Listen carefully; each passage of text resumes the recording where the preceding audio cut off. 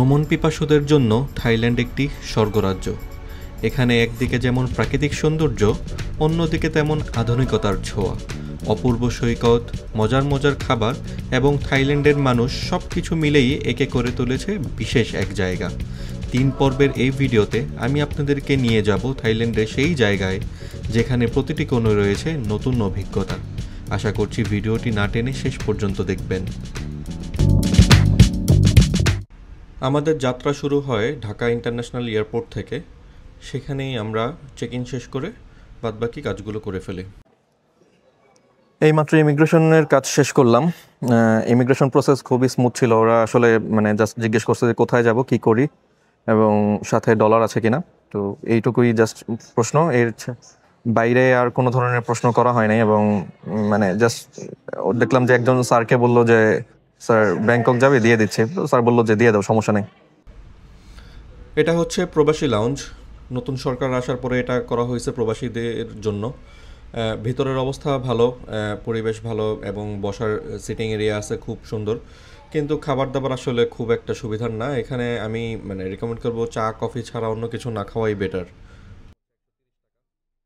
খাবার খুবই ড্রাই এবং খেতে ভালো লাগতেছে না আসলে, কিন্তু টাকা দিয়ে কিনছি, খাওয়া লাগবে। অত্যন্ত ড্রাই। মাংসের টুকরো হচ্ছে এটা পিস। নির্ধারিত সময়ের মধ্যেই বিমান ছেড়েছে এবং মাত্র 2.5 ঘন্টারও কম সময়ে আমরা সুবর্ণভূমি এয়ারপোর্টে পৌঁছে গেলাম।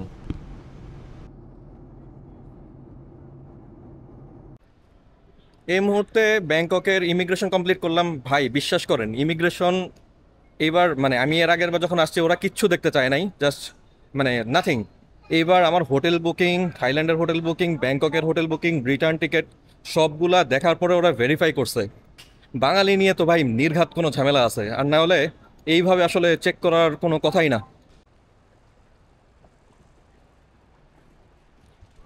এইমাত্র আমরা চেক ইন করলাম ডোমেস্টিক ব্যাংকক থেকে ফুকেটে যাওয়ার জন্য, এবং তার সাথে সাথে আমরা সামান্য কিছু ডলার ভাঙায়া নিয়ে নিছি যাতে ইমার্জেন্সিতে কাজে লাগে। তো আমরা টোটাল মাত্র $100 ভাঙাইছি এখানে। কিন্তু এখানে এয়ারপোর্ট থেকে রেট খুবই কম। এখানে দেখেন $1 সমান 29 টাকা, 29 বাত সামথিং, 29.43, যেটা আসলে খুবই কম। তো আপনারা যদি খুব বেশি প্রয়োজন না হয় এখান থেকে ভাঙাবেন না। এখান থেকে না ভাঙে আপনারা চাইলে বাহির থেকে উঠাইতে পারেন। বাহির থেকে ইয়া করলে হয়তো রেট আর একটু বেশি পাওয়া যাবে।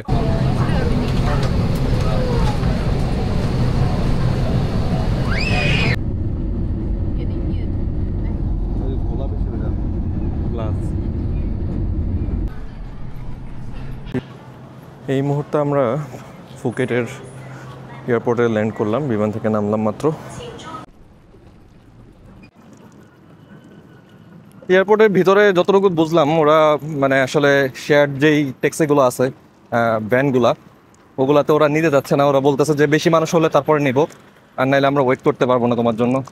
600 বাত করে হচ্ছে ট্যাক্সি ভাড়া চাচ্ছে। তো আমি বোল্ট অ্যাপ থেকে আমাদের রিসোর্ট পর্যন্ত ভাড়া করলাম, 400 বাত নিছে।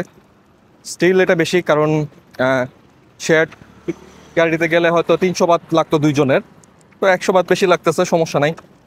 তো আমরা গাড়িতে উঠে পড়লাম। This is my brother and he helped me from far away. We don't know the place because we are new here, but he helped me as. তো আমরা এখন যাচ্ছি হচ্ছে আমাদের রিসোর্টের দিকে। আমাদের রিসোর্টের নাম হচ্ছে the natural resort, and 1 hour 10 minutes. it will take 1 hour 10 minutes. Okay. 1 ঘন্টা 10 মিনিটের মতো সময় লাগবে রিসোর্ট পর্যন্ত যেতে। তো দেখি আজকে আমরা রিসোর্ট পর্যন্ত যাই এবং এরপরের যেইটুকু সময় পাই এইটুকু সময়ের মধ্যে যতটুকু পারি কভার করার ট্রাই করব। বাদ বাকিটা শরীর অনেক টায়ার্ড, দেখি কি করা যায়। আমাদের রুমের বাইরে সেট আপনাদেরকে এখনো দেখানো হয় নাই। সবার প্রথম ব্যাপার হচ্ছে ওনারা খুব সুন্দর করে ইয়েটা সাজায় রাখছে, বিছানাটা সাজায় দিছে। ফুল, এগুলো কিন্তু রিয়েল পাতা, রিয়েল ফুল, যে জিনিসটা খুবই ভালো ছিল।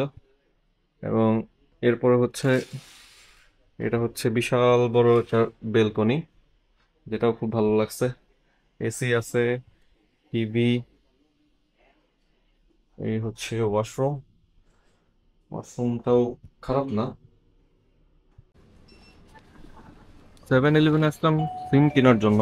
এটা হচ্ছে ডিটেকের একটা আনলিমিটেড 8 দিনের জন্য 399 বাত।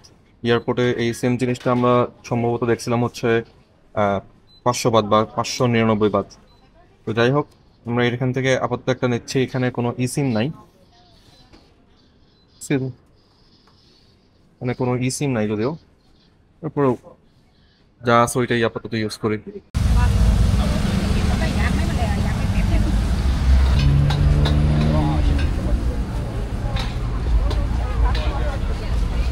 No.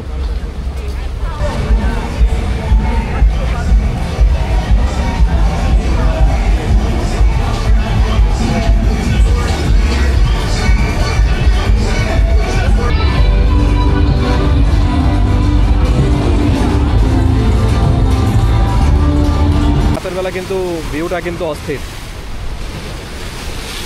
ঢেউগুলা।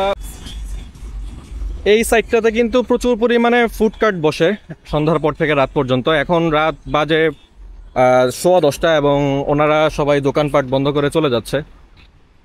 আমরা আগামীকালকে যদি এদিকে আসি তখন কি কি পাওয়া যায় সন্ধ্যার দিকে ওটা অবশ্যই খুঁজে দেখব। আমরা আগেরবার এই গলির ভিতরে হোটেলে ছিলাম, হোটেলের নাম হচ্ছে ব্লু স্কাই হাউস। এবার আর কি অন্য একটা ইয়াতে একটা রিসোর্টে উঠছে, ওটা আমরা আগামীকাল সকালে পুরোটা দেখা দিব। শুভ সকাল ফুকেট থেকে।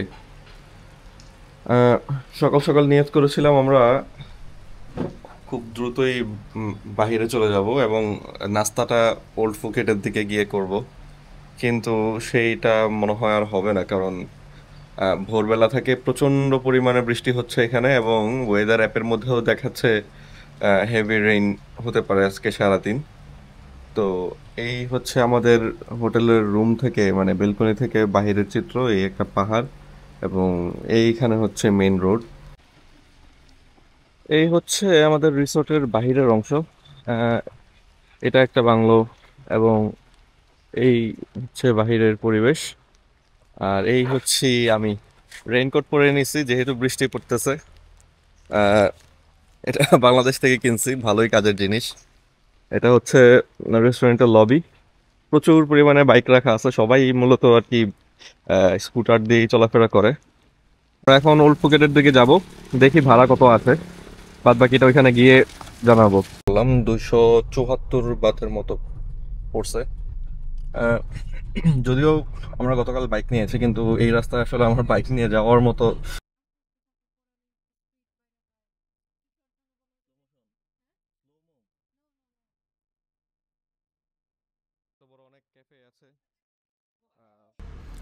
ফুকেট ওল্ড টাউন এই পুরো সিরিজের মধ্যে অন্যতম একটি আকর্ষণীয় জায়গা। রং বেরঙের বিল্ডিং এবং খাবার দাবার আপনাকে অবশ্যই আকর্ষিত করবে। এখানে না আসলে আসলে আপনার ফুকেট যেই জার্নিটা আছে এটা অপূর্ণ থেকে যাবে। তো চলুন আমরা সবাই মিলে একসাথে এই পুরো জায়গাটা ঘুরে দেখি।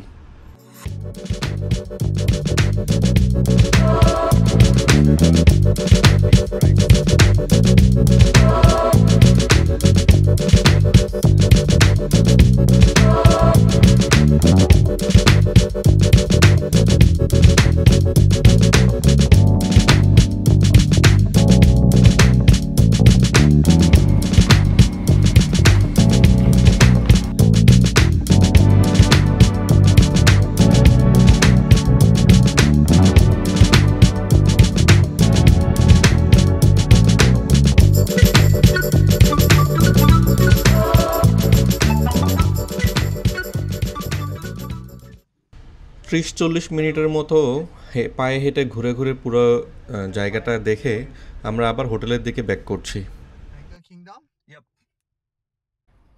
আপনাদেরকে বলেছিলাম আমাদের হোটেলটা ঘুরে দেখাবো। এগুলো হচ্ছে এক একটা বাংলোর মতো ভিলা আর কি। এটা এক সাইড, এখানে অনেকগুলো রুম আছে অ্যান্ড এটা হচ্ছে ওদের রিসেপশন। ওভারঅল পরিবেশ কিন্তু খুবই ভালো। পার্কিংয়ের ব্যবস্থা আছে, বিশাল বড় পার্কিং। আর পুরো জায়গাটাই কিন্তু গাছপালা দিয়ে ভরা। এটা হচ্ছে ওদের পার্কিং এরিয়া।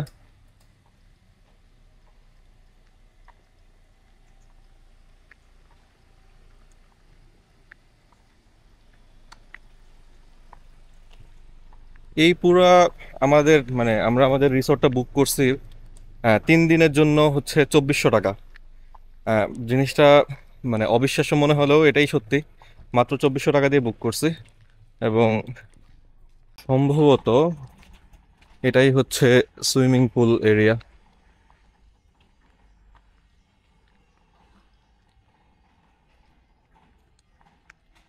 এখানে পুলের কিছু রুলস দেয়া আছে।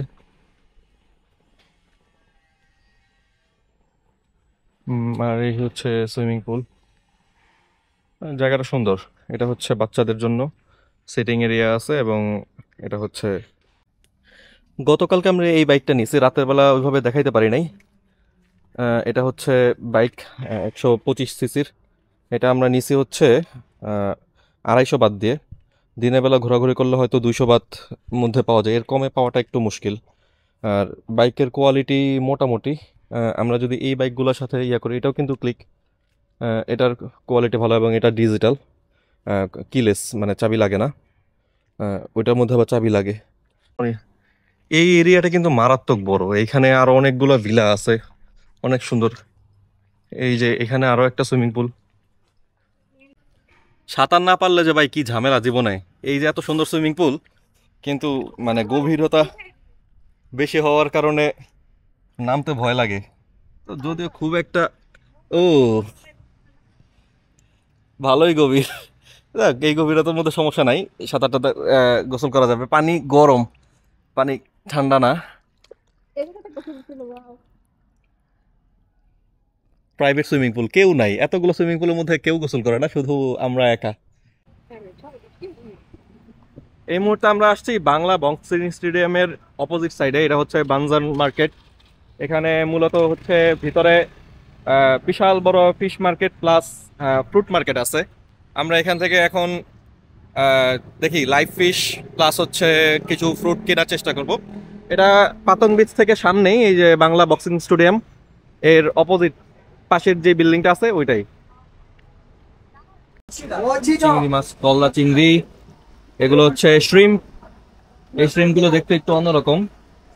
এই হচ্ছে কাঁকড়া, এই হচ্ছে লবস্টার, বড় সাইজের শ্রিম্প, অনেক বড়।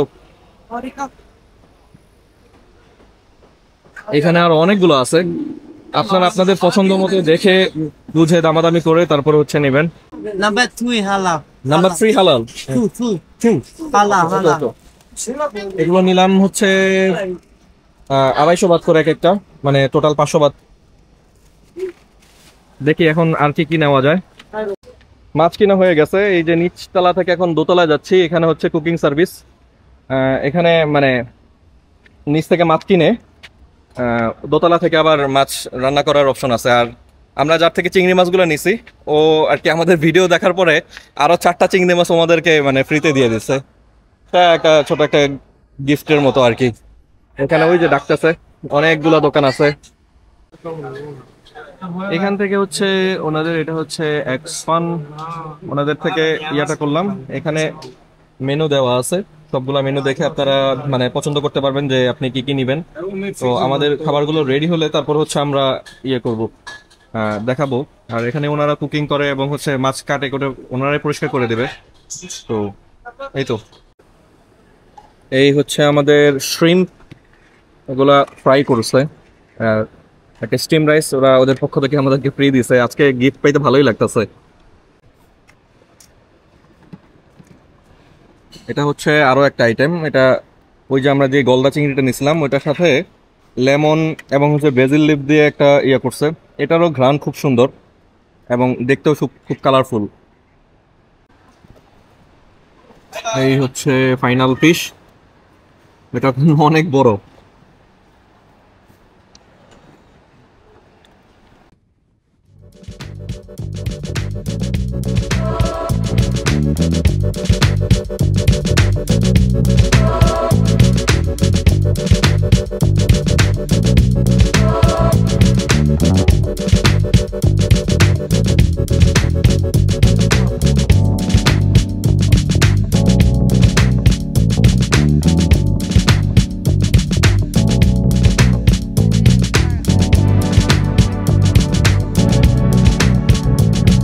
এই হচ্ছে কাটা বিচ। ওয়াও, এই বিচ মারাত্মক সুন্দর। এখানে বাইক চালায় আসলাম, আসার পরে এই হচ্ছে বিচের ভিউ, অমায়িক সুন্দর। আমরা গতবার এই বিচগুলোতে আসি নাই, আমরা জাস্ট মানে এই সিটি ট্যুর দিয়েছিলাম। ওইখানে কয়েকটা রিসোর্ট আছে অনেক সুন্দর সুন্দর, বড় বড় রিসোর্ট। আর এখানে যত ভালো ভালো রিসোর্টগুলো আছে সবগুলোই হচ্ছে আপনার এই কারণ বিচ, কাটা বিচের এই সাইডে। তো আপনারা যদি রিসোর্টে থাকার প্ল্যান করে আসেন তাহলে হচ্ছে পাতং বিচে না, আপনার কারণ বিচ অথবা কাটা বিচের এদিকে থাকবেন। আর এই হচ্ছে মাঝখানে একটা আইল্যান্ডের মতো, সাগরে মোটামুটি ঢেউ আছে, সবাই গোসল করতেছে এখানে। এই জায়গাটা হচ্ছে কারণ ভিউ পয়েন্ট। মাশাআল্লাহ, এই জায়গার সৌন্দর্য ভাই মানে আসলে বলে প্রকাশ করার মতো না। এখানে কারণ বিচ, কাটা বিচ এটা পুরাটা সুন্দর মতো দেখা যাইতেছে। এই সাইডে পুরাটা নদী, ক্যামেরায় আসলে কতটুকু বোঝা যায় আমি আসলে জানি না, কিন্তু আলহামদুলিল্লাহ এই জায়গা মারাত্মক লেভেলে সুন্দর। আর এটা কিন্তু অনেকটা উপরে, আপনারা চেষ্টা করবেন যে কারণ ভিউ পয়েন্টে আসার জন্য। এখানে অনেকটাই গাড়ি চালিয়ে হচ্ছে পাহাড়ি রাস্তা পার হয়ে তারপরে আসা লাগে, কিন্তু একবার আসতে পারলে এই জায়গা মানে অন্যরকম সৌন্দর্য। এই মুহূর্তে আমরা আসলাম কারণ বিচ। এই জায়গাটা মানে আগেরটার চাইতে বেশি মানে ঢেউ, এবং এটা সাগর দেখা যাচ্ছে যে মোটামুটি ভালোই উত্তাল। প্রচন্ড বাতাস আসতেছে এবং মানুষজন গোসল করতেছে। তবে এখানে কিন্তু বিচে মানে নামা নিষেধ, এখানে রেড ফ্ল্যাগ দেখা যাইতেছে, কারণ এখানে সমুদ্র উত্তাল। বালুগুলো দেখতেছেন, বালুগুলো কিন্তু আমাদের দেশের বালুর মতো না, একটু অন্যরকম।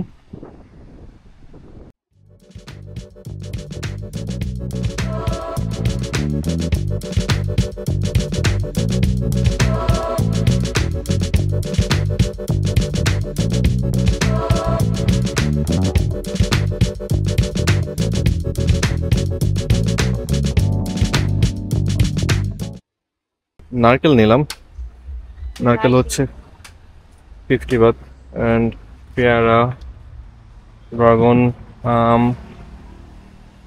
কাহিনী হয়েছে কারণ বিচ থেকে আসার সময় বাইক ধরছে পুলিশে। এখন আমার তো লাইসেন্স নাই, তো লাইসেন্স না থাকার কারণে ওরা বললো যে তোমার নামে মামলা হবে, 2000 টাকা ফাইন। আমি বললাম যে স্যার 2000 টাকা তো আমার জন্য একটু বেশি হয়ে যায়, কিছু কনসিডার করেন। ও বলতেছে সিটের নিচে 1000 টাকা রাখা চলে যা, আর আগামী একদিন তোরে কেউ ধরবে না, ধরলে আমাদের কথা বলবি, তোর বাইকের নাম্বার আমি দিয়ে দিলাম। এই হচ্ছে কাহিনী। তো এটা হর হামেশা এদিকে হয়, তো লাইসেন্স না থাকলে ঝামেলায় পড়বেন। আর ইন্টারন্যাশনাল লাইসেন্স থাকলে কোনো সমস্যা নেই, যাদের ইন্টারন্যাশনাল লাইসেন্স আছে তাদেরকে ছেড়ে দিতেছে। আর যাক, চুনা খাইছে সমস্যা নেই, এটা আমার ফার্স্ট টাইম এক্সপিরিয়েন্স ছিল, আমি জানি এরকম ধরবে, তারপরও আমার আর কি মনে কষ্ট নাই, আমি যে বাইক চালাইতে পারছি এটাই আমার মনে শান্তি। এই হচ্ছে ভিউ, প্রচন্ড বাতাস আসতেছে, জানি না কথা কতটুকু শোনা যাইতেছে। আজকে সারাদিনের এক্সপিরিয়েন্স খুবই ভালো ছিল। এই মুহূর্তে আমরা আসলাম হচ্ছে আগামীকালকের জন্য আইল্যান্ড ট্যুর বুক করার জন্য। আমরা ফিফি আইল্যান্ডের ট্যুরটা নিয়েছি, গত বছরও আমরা এই দোকান থেকেই মানে প্যাকেজ বুক করেছিলাম, তখন ওর আম্মু ছিল।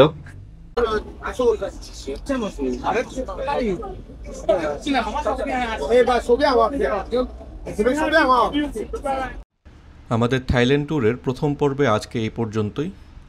অনেক কিছু একসাথে দিলে ভিডিও অনেক লম্বা হয়ে যাবে, এই জন্য আমরা পুরো ভিডিওটাকে 3টি ভাগে ভাগ করেছি। তো আইল্যান্ড ট্যুর এবং ফুকেটের যত ব্যাপার স্যাপার আছে সব কিছু আমরা আগামী পর্বের মধ্যে শেষ করব ইনশাআল্লাহ। আশা করছি সে পর্যন্ত সাথেই থাকবেন, সুস্থ থাকবেন। আসসালামু আলাইকুম।